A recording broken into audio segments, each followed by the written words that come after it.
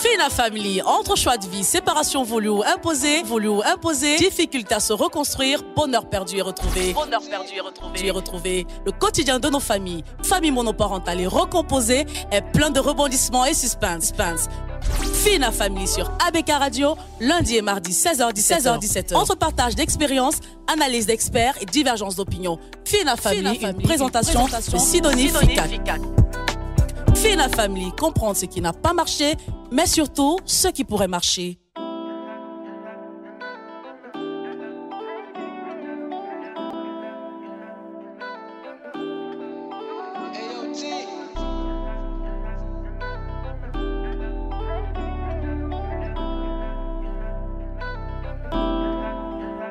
Fina Family, entre choix de vie, séparation voulue ou imposée, difficulté à se reconstruire, bonheur perdu et retrouvé.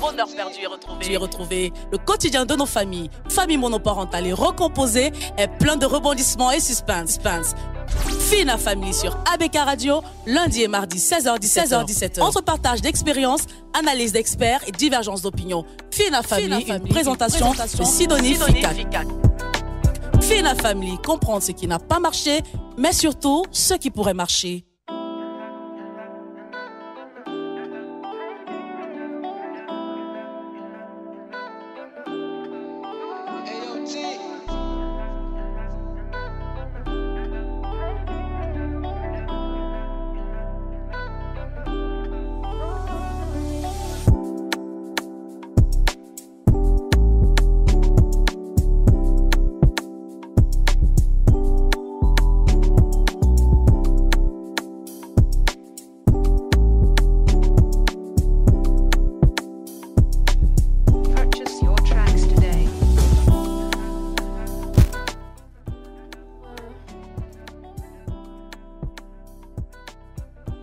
L'amour compte dans l'épanouissement, le bien-être et la qualité de vie d'une personne. Il est vrai que l'amour profond entre deux êtres humains, pour qu'il existe et se maintienne à long terme, doit être propre et sans vouloir changer la personne en face de nous.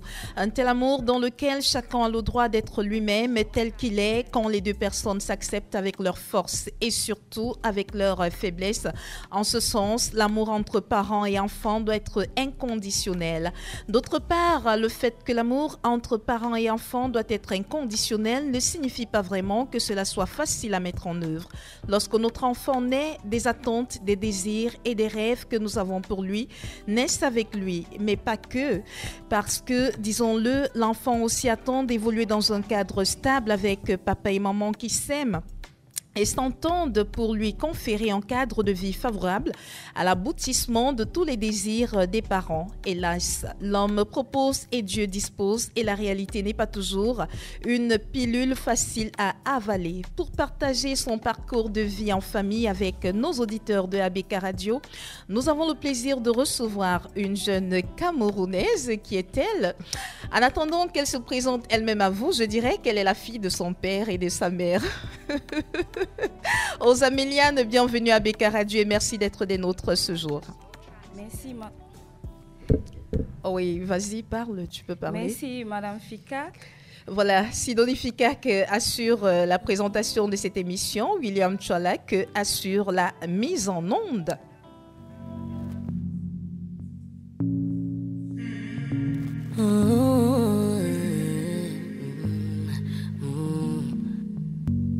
From Bamandait, Libyanka. I've been drinking more alcohol for the past 5 days. Did you check on me? Now did you look for me?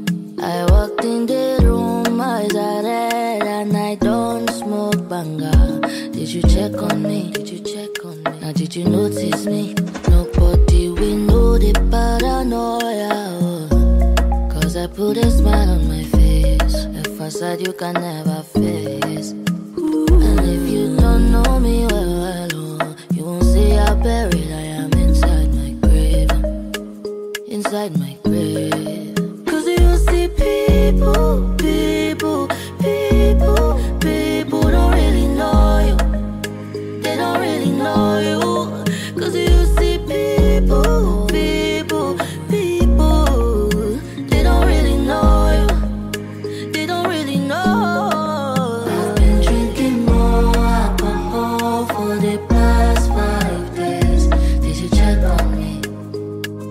did you look for me? I walked in the room, eyes are red, and I don't smoke banga. Did you check on me? Did you check on me? Or did you notice me? Oh, Holy Father, they drive on my head. Cause they make you no leave me deep. Oh, Holy Father, yeah. Oh, make you try to understand. Yeah, who can know that for you? Cause you see people don't really know you. They don't really know you. Cause you see people, they don't really know you. They don't really know. I've been drinking more alcohol for the past 5 days. Did you check on me? Or did you look for me? I walked in the room, eyes are red, and I don't smoke banga. Did you check on me? Did you check on me? Or did you notice me? I've been drinking more alcohol for the past 5 days. Did you check on me? Or did you look for me? I walked in the room, eyes are red, and I don't smoke banga. Did you check on me? Did you check on me? Or did you notice me?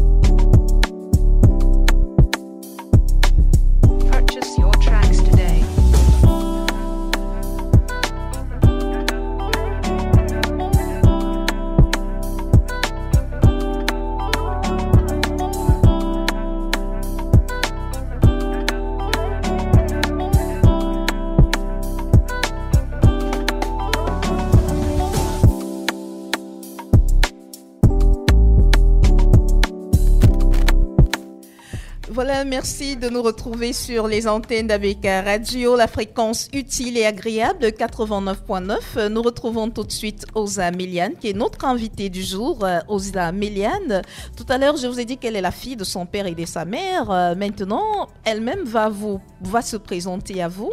Pour la gouverne de nos auditeurs, qui est Osa Méliane?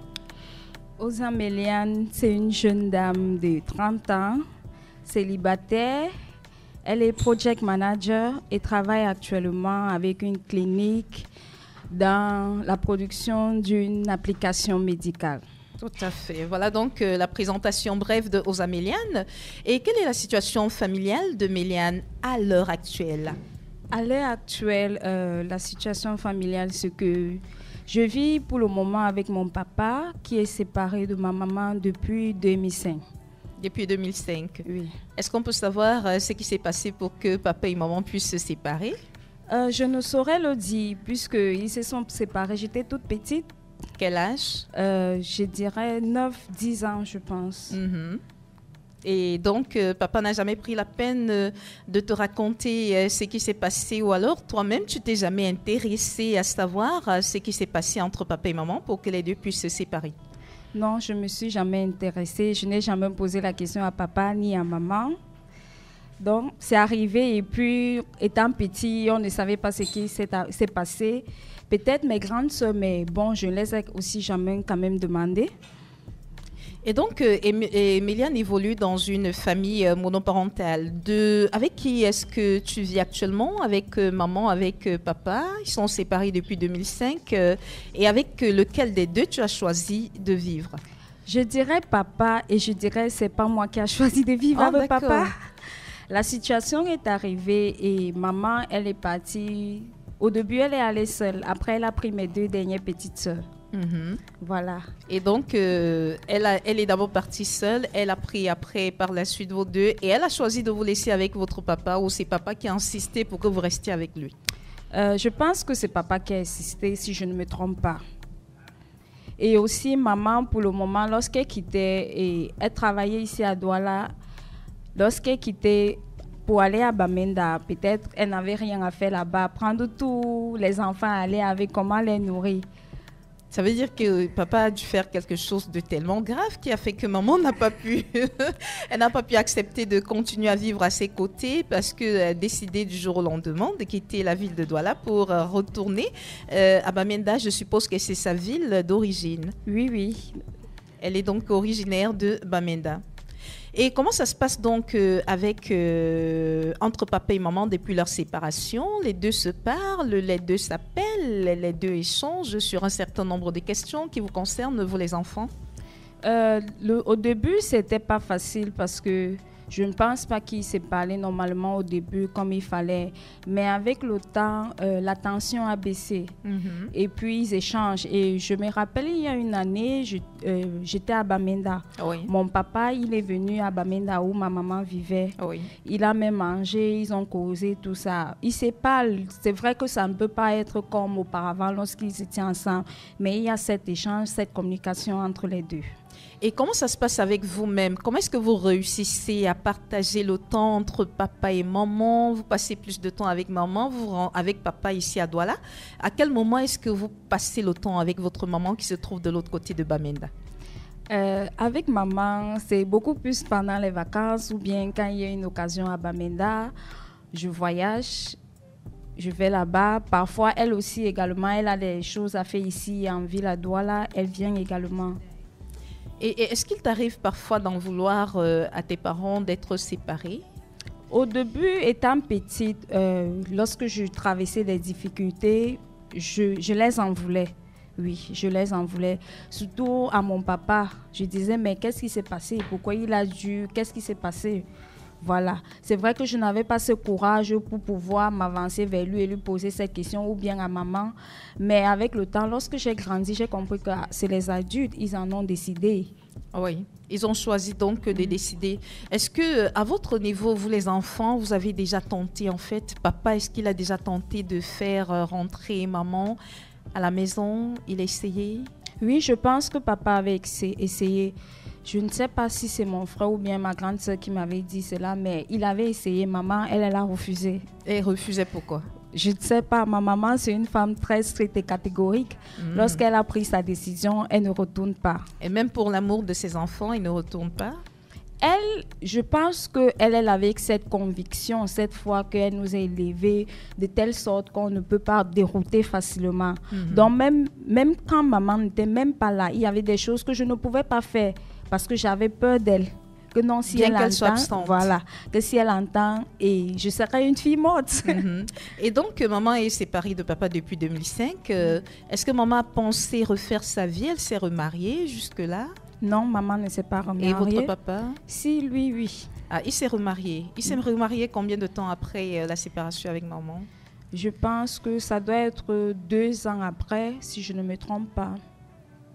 Parce que lorsque mes parents se sont séparés, j'étais au cours moins 2.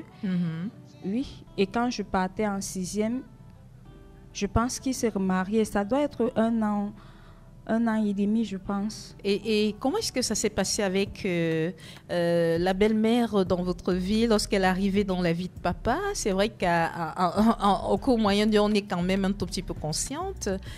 Ça a été facile d'accepter une autre mère qui se retrouve finalement dans votre vie? Pas vraiment. Je me rappelle qu'au début, il y avait des petits conflits, des petites tensions. Mais après, avec le temps, nous tous, nous sommes calmés. La nouvelle marade et nous également les enfants, parce qu'il y avait des petites tensions. Qu'est-ce qui était à l'origine des tensions? Surtout avec mes grandes sœurs, je pense qu'il n'y avait pas trop cet écart d'âge et c'est pourquoi il y avait des tensions. Je pourrais vraiment expliquer.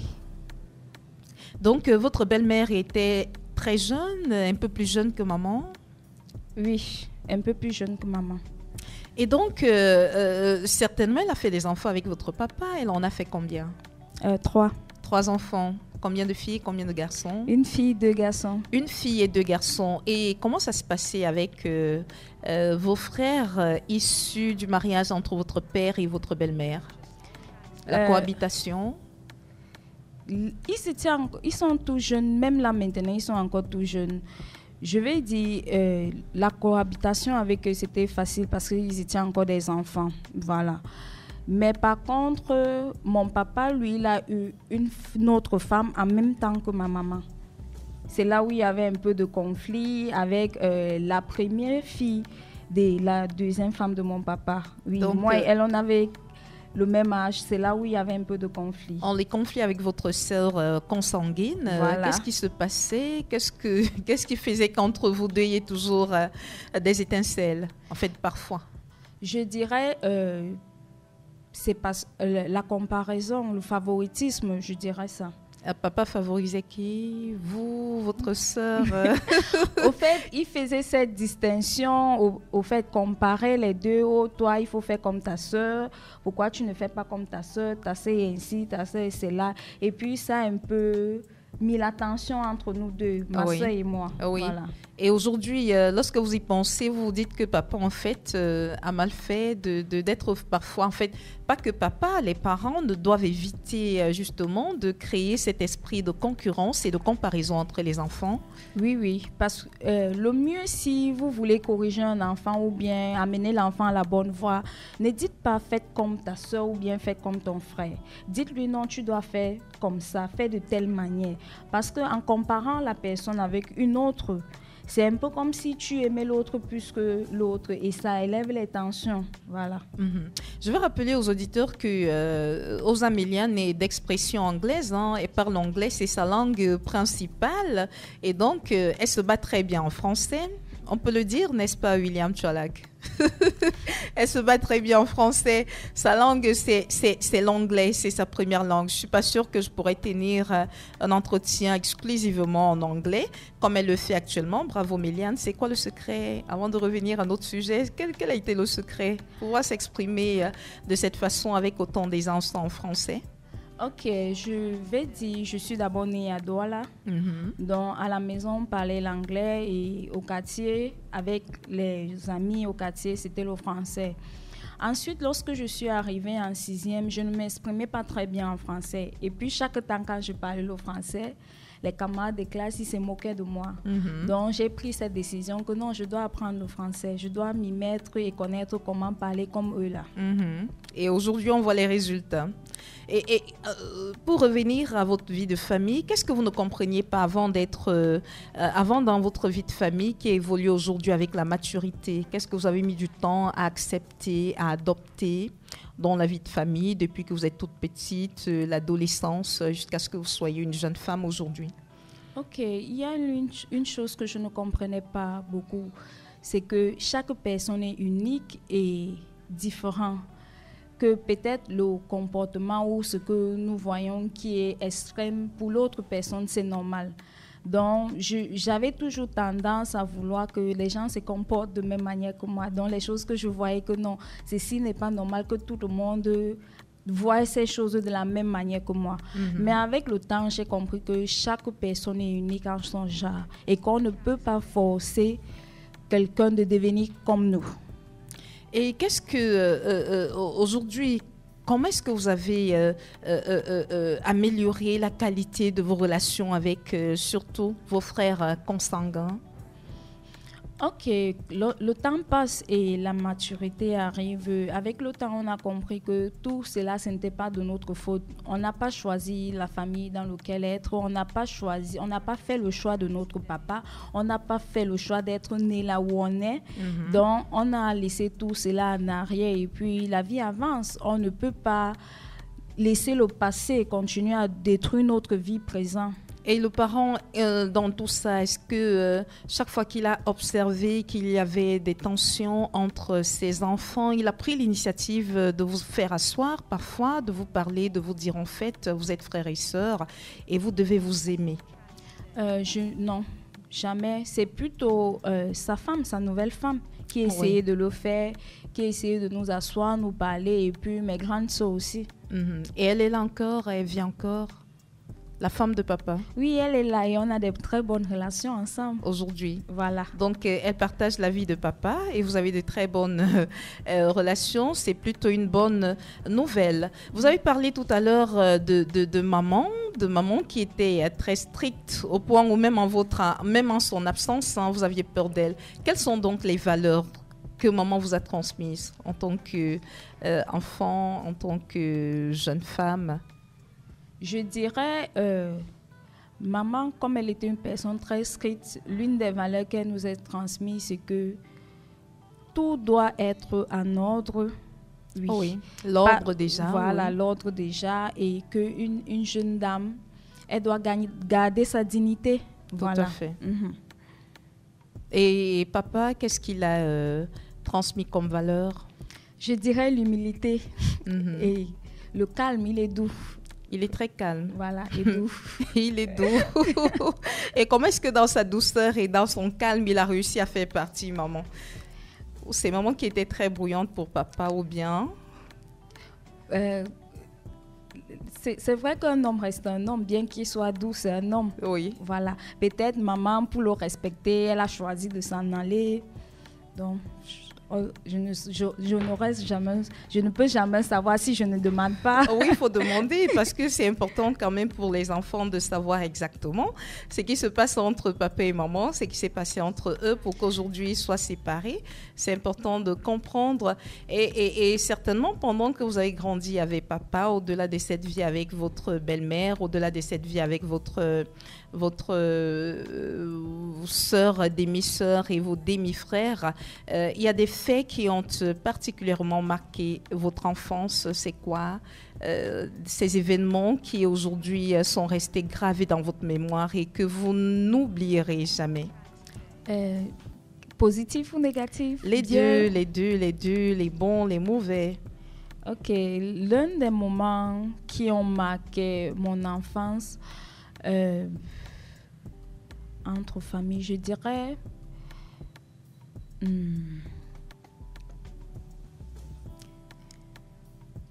lorsque ma soeur a eu son bac. Oui. Qu'est-ce qui s'est passé? C'est vrai qu'on a eu le bac en même temps. Oui. Avant ça, il y avait des tensions entre nous parce que je lui dépassais avec 1 an. Oui. Et elle a eu son bac, j'étais en première année université. Et je pensais qu'en ayant son bac, les tensions allaient diminuer. Voilà. C'est l'une des choses qui m'a marquée, que je me rappelle encore très bien de mon enfance. Et négatif, je me rappelle très bien la première fois qu'on a eu des tensions. C'est resté gravé dans ma tête. Oui, qu'est-ce qui s'est passé? Au fait, on devait se réveiller très tôt le matin pour aller chez mon papa parce que bien que mes parents, mon père ne vivait pas vraiment avec nous. Il avait sa part de maison et nous, on avait notre part de maison. Mais c'était toujours sa maison, donc on considérait qu'on vivait avec papa. Il nous a demandé de venir très tôt le matin à 5h30. Je me suis réveillée, j'ai réveillé ma soeur, mais elle s'est encore endormie. Je suis allée. Lorsque elle est venue après, papa l'a grondée et elle s'est fâchée avec moi. Disons, voilà. Tu l'as trahi. Voilà. Et c'est là où les tensions avaient vraiment commencé. On va prendre une petite pause et on se retrouve juste après pour la suite de Fina Family sur les antennes d'ABK Radio.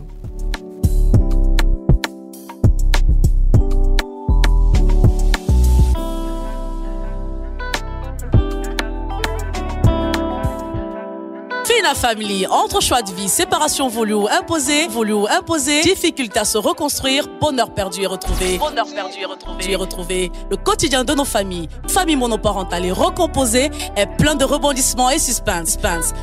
Fina Family sur ABK Radio, lundi et mardi 16h-17h. Entre partage d'expériences, analyse d'experts et divergence d'opinions. Fina Family, une présentation de Sidonie Ficat. Fina Family, comprendre ce qui n'a pas marché, mais surtout ce qui pourrait marcher.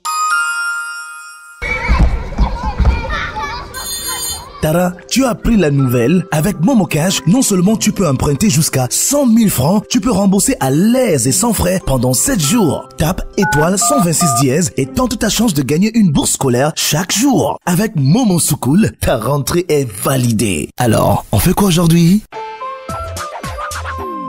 ADK Radio.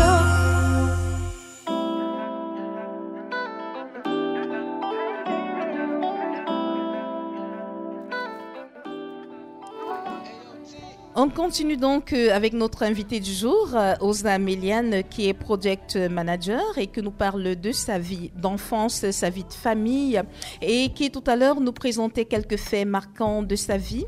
Et puis il faut dire que Osa Méliane a dû se retrouver dans la ville de Maroua, à l'université, pour faire ses études supérieures. Et donc dans une ville où elle ne connaissait pratiquement personne après ses études ici à Douala. Comment est-ce que ça s'est passé, Méliane? Oh mon Dieu, ce n'était pas facile. Mm-hmm. La calvaire. Le calvaire, oui. Voilà, c'était pas vraiment facile à Maroua. Je suis quittée lorsque j'ai eu ma licence ici à l'université de Douala. J'ai fait un concours à l'Institut supérieur du Sahel, maintenant connu sous le nom de École polytechnique de Maroua. Mm-hmm. J'ai eu le concours et il fallait que j'aille là-bas m'installer pour continuer à faire mon master en project management. Mm-hmm. Étant là-bas, la vie n'était pas facile. D'abord, le climat qui était hostile, la nourriture, les repas, les repas auxquels voilà. Nous ne sommes pas habitués de ce côté du pays. Voilà. Il fallait manger quoi, par exemple, là-bas? Il fallait manger les nourritures comme le ougoudou. C'est quoi? C'est les légumes. Les légumes, tu les achètes au marché, tu ne les laves pas. Il y a de sable. Je ne sais même pas comment on faisait pour les préparer. Il y avait également... On ne lave pas les légumes avec le sable. Si tu les laves... Peut-être que c'est la femme qui préparait ça, qui choisissait de le faire comme ça. Lorsque si tu mets dans l'eau pour laver, ça devient coulant, un peu comme le cul. Tu ne serais pas à mesure de laver et la saleté va caler dessus. Donc, il y avait une manière de nettoyer ça qui prenait le temps. Mm-hmm. Et puis, il y avait... on avait nos légumes ici là qui cultivaient là-bas, mais ça n'avait pas de goût. Mm-hmm. Les repas qui quittaient d'ici, peut-être le plantain, les pommes étaient extrêmement chers. Oui. Voilà. Donc, pour faire des repas d'ici, il fallait avoir beaucoup d'argent. Par contre, la viande, les arachides, le maïs, était très moins cher là-bas. Mm-hmm. Oui. Et le transport était moins cher. Mm-hmm. Voilà. Mais c'était difficile pour moi déjà, comme j'ai dit, avec le climat et la vie chère. J'étais obligée d'essayer de faire un business. Je faisais frire des beignets pour aller vendre dans une école primaire, pour pouvoir gérer mon transport et parfois mes petits besoins. Et là, ça se faisait à quel moment en tant qu'étudiante? Les cours, entre le temps des cours et puis le business que vous faisiez, les beignets que vous vendiez, ça se passait à quel moment?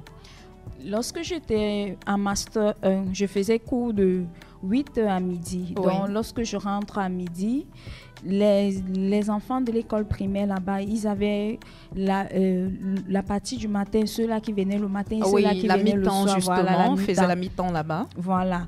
Donc, lorsque j'étais en Master 1, je faisais les beignets pour ceux-là qui viennent dans l'après-midi parce que mes cours finissaient à 12h. Oui. Et lorsque j'étais en Master 2, je faisais cours plus tôt le soir. Donc, je profitais le matin, je faisais les beignets pour aller vendre à l'école. Et là, pendant combien d'années? 2 ans? 2 ans. Et ça rapportait. Puisque ça permettait de subvenir à vos petits besoins. Et ça se passait comment? Papa envoyait quand même de l'argent, mais ce n'était pas suffisant? Pas vraiment. De temps en temps, il pouvait envoyer. Mais bon, ça ne pouvait pas combler tous mes besoins. Et il ne vous est jamais venu à l'esprit de vous livrer à une vie de débauche, par exemple, pour subvenir à vos besoins? Non. Déjà, lorsque je suis arrivée à Maroua, j'ai pas fait plus de 2 mois. J'ai donné ma vie en Christ. Donc, tu as donné ta vie à Dieu. À Dieu.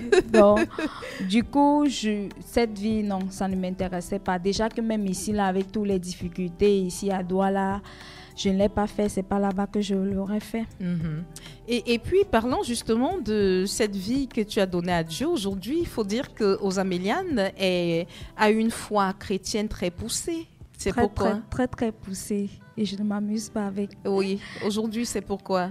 Pourquoi est-ce que tu es très engagée à louer le Seigneur? Et on a qui vont... Et puis aujourd'hui, c'est très rare de trouver des jeunes filles qui louent le Seigneur avec autant d'ardeur, autant de vigueur. Je vais dire, j'ai goûté aux deux vies.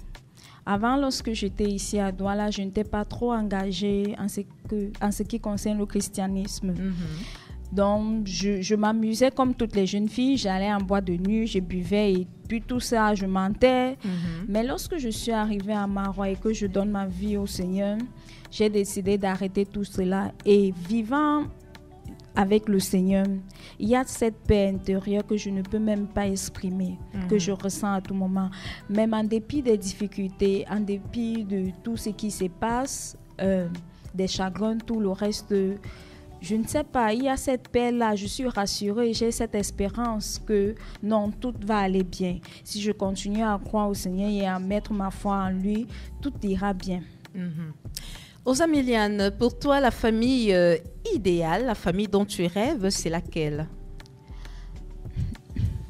Une famille composée d'un père et d'une mère avec des enfants. C'est le rêve de toutes les filles. Oui, oui. Est-ce que ça t'a déjà traversé l'esprit que ce ne soit pas le cas pour toi demain?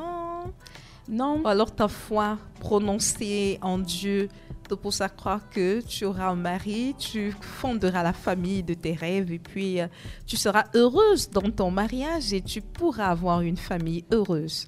Comme tu l'as si bien dit, c'est le rêve de toutes les filles d'avoir un mari juste pour elle et d'avoir ses enfants. Et je souligne en disant que comme c'est le rêve de toutes les filles, bien sûr je rêve de cela. Mais au cas contraire, si ça n'arrive pas, je serai toujours une jeune fille heureuse et comblée. Je serai accomplie. Pourquoi? Parce que j'ai d'abord mon Dieu que je sais. Et je sais que il en a décidé qu'un jour, je vais me marier et que j'aurai un homme qui va prendre soin de moi et de mes enfants, ça serait le cas, donc je ne doute même pas. Et si ça ne se passe pas ainsi, c'est que c'est la volonté de Dieu. Et donc, à cet âge-ci, il y en a qui vont se dire à 30 ans, il se fait déjà tard. Certaines vont se mettre la pression. Est-ce que c'est le cas pour toi? Non, pas vraiment. Pour moi, il n'y a pas d'âge de se marier. J'ai eu à voir des gens qui se sont mariés à l'âge de 40 ans, 45 ans, ils ont toujours eu leurs enfants.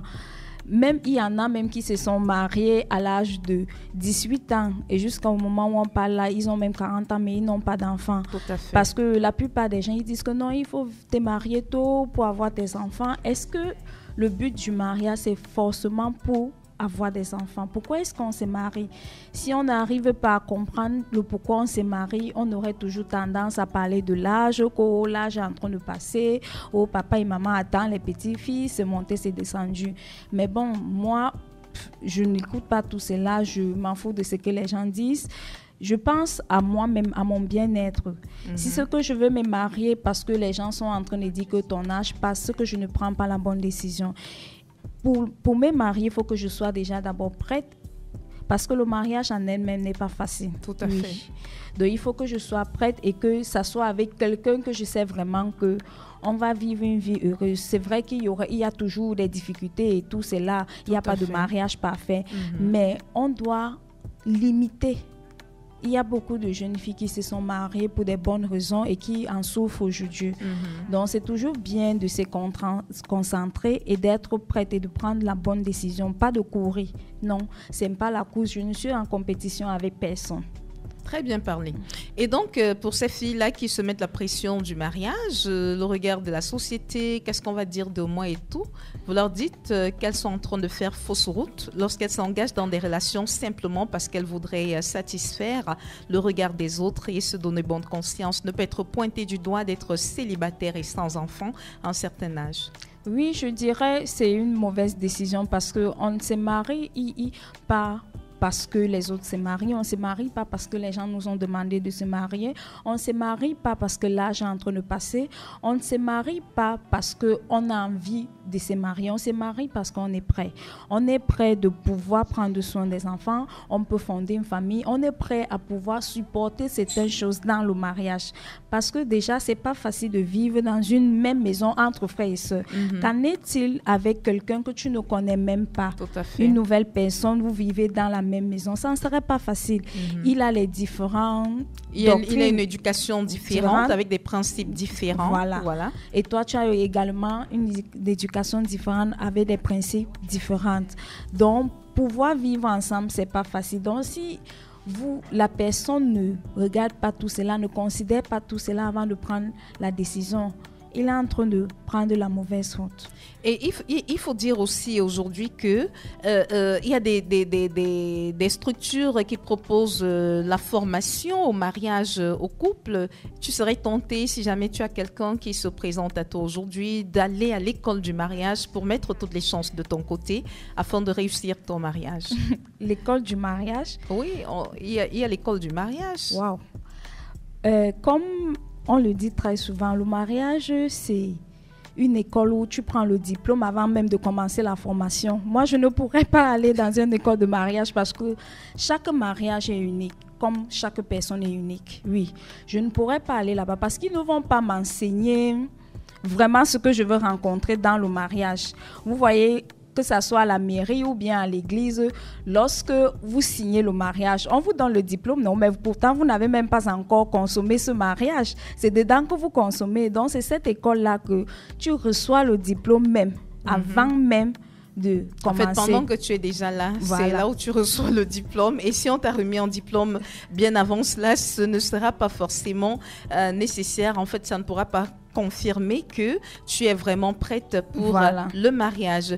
Qu'est-ce que tu ne supportes pas de voir dans la famille, en fait, dans les familles d'aujourd'hui?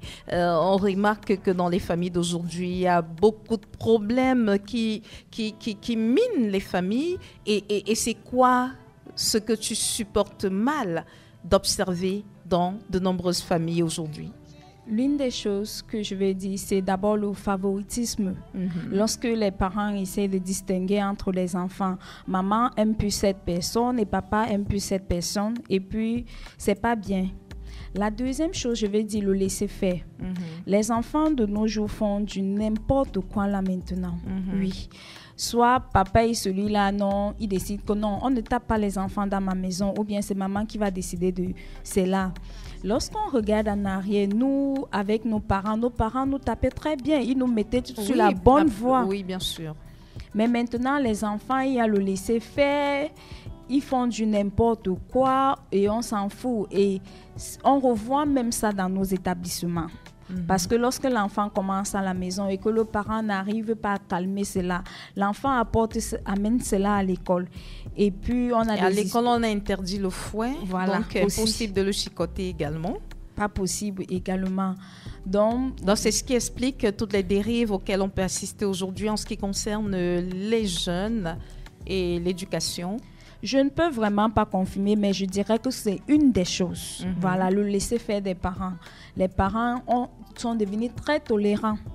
Voilà. Est-ce que peut-être aussi c'est parce qu'ils ne sont pas toujours présents pour voir ce que les enfants font dans leur dos? Les temps sont durs, on se bat, on sort très tôt le matin, à 6h, on revient parfois à 20h. On est fatigué, on a simplement envie de se reposer parce que le lendemain, il faut recommencer à courir. Peut-être aussi c'est cette conjoncture qui ne facilite pas aux parents la tâche. Et tu as donc dit que pour les choses avec lesquelles tu n'es pas d'accord, il y a le favoritisme et il y a le laisser aller auquel les parents se livrent en ce moment. En ce qui concerne justement les familles, est-ce qu'aujourd'hui tu serais prête, tu as parlé tout à l'heure du mariage, est-ce que tu serais prête d'engager une relation avec un homme en fait? Tu engages une relation, on a souvent vu dans certaines familles, vous engagez une relation et puis tu te rends compte chemin faisant que ton mari n'est pas capable de procréer et il te fait la proposition de le faire avec une autre personne. Qu'est-ce que tu te dis? Tu fais le choix d'y aller pour pérenniser le nom de la famille ou tu dis à ton mari non, je ne peux pas le faire, c'est toi que j'ai choisi et puis j'accepte de rester avec toi tel quel, même si on n'est pas capable d'avoir des enfants et que la faute c'est toi? L'une des choses que je vais d'abord dire, c'est que le mariage n'est pas forcément pour la procréation. Voilà. Je ne crois pas que le mariage, c'est pour la procréation seulement. Oui, c'est bien. Lorsqu'on est marié, on va avoir des enfants, oui, ça, mais ça ne doit pas être le seul but pour le mariage. Et je vais dire, si je trouve une personne qui est incapable de procréer, et qui m'envoie non, je ne peux pas poursuivre. S'il a déjà cette idée que non, de me faire cette proposition, ça veut dire qu'il y a un problème. Voilà. Ça veut dire qu'il n'a pas la même foi ni les mêmes principes comme moi. Parce que c'est déjà un péché de vouloir aider Dieu. Parce que moi, j'appelle ça aider Dieu. Si il vous a mis ensemble et il a décidé que non, vous deux, vous êtes faits l'un pour l'autre et que le fait que lui, l'homme, n'arrive pas à procréer et qu'il dit que non, tu vas aller trouver un autre homme, pour moi, c'est déjà un problème. Je ne peux pas poursuivre avec le mariage, pas parce que la personne ne peut pas procréer, mais parce que l'idée que la personne me propose, je vois que l'idée n'est pas bonne et que s'il est à mesure de me faire cette proposition, ça veut dire qu'il y a un problème. Et donc, tu diras non. Je dirais non. Quitte à ce qu'il aille le faire avec une autre personne et que tu découvres ça par la suite. Ouais, oui, mieux. Mais que ma main ne soit pas impliquée là-dedans. En fait, c'est aussi une preuve d'amour, être capable de le faire par amour pour son homme. On va sortir de cette émission dans quelques instants. Qu'est-ce que Osameliane a comme message à passer à sa maman qui, certes, est partie depuis plusieurs années, mais qui reste là, qui lui apporte son soutien en tant que maman, son affection en tant que maman. Quel message tu transmets à maman aujourd'hui? Ok, je ne sais pas si elle est à l'écoute. Je ne sais elle pas. On peut nous écouter à travers l'application ABK Radio officielle. Certainement, elle nous écoute. Voilà. Elle a téléchargé l'application, n'est-ce pas? Oui, je pense. Voilà. Donc, je vais dire, maman, je t'aime très fort et aujourd'hui, je suis une femme forte grâce à toi.